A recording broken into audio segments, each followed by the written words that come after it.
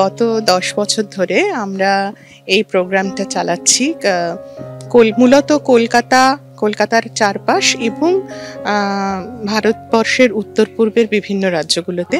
আমাদের মূল উদ্দেশ্য হচ্ছে যে একদম যারা মাইক্রো ওমেন এন্টারপ্রেনিয়ার্স মানে ছোট ব্যবসায়ী যারা, তাদেরকে আমরা একটু তাদের হাত ধরার চেষ্টা করি, পরিভাষায় বলতে গেলে হ্যান্ড হোল্ডিং করি।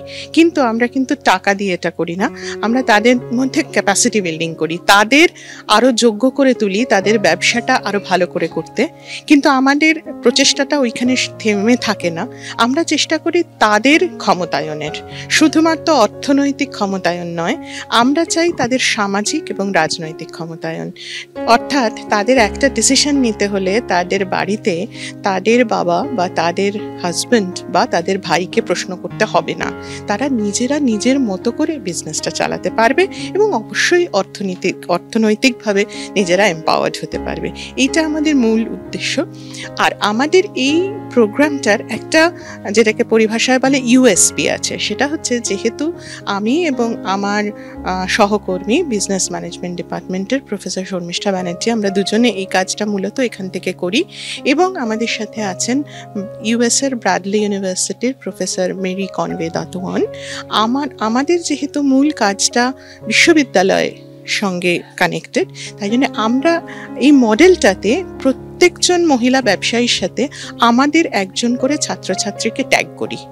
অর্থাৎ তারা বুঝে নেয় যে ওই মহিলা ব্যবসায়ের কখন এক্স্যাক্টলি কি দরকার, এবং সেটা কিন্তু কোনো জেনেরিক সবার জন্য এক এরকম নয়, প্রত্যেকের রিকোয়ারমেন্টটা আলাদা, প্রত্যেকের প্রয়োজনটা আলাদা।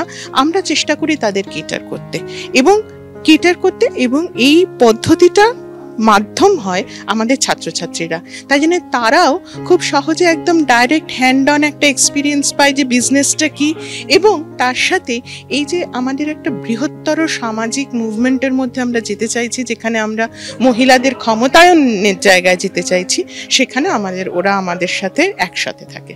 এটাই আমাদের মূল বক্তব্য। প্রথমত আমার কলকাতা বিশ্ববিদ্যালয় এই সাপোর্টটা দিয়েছেন, তার ছাড়া আমেরিকান কনসুলেট, ব্রাজিল কনসুলেট, এই সাপোর্টগুলোর সাহায্যে আমরা করেছি।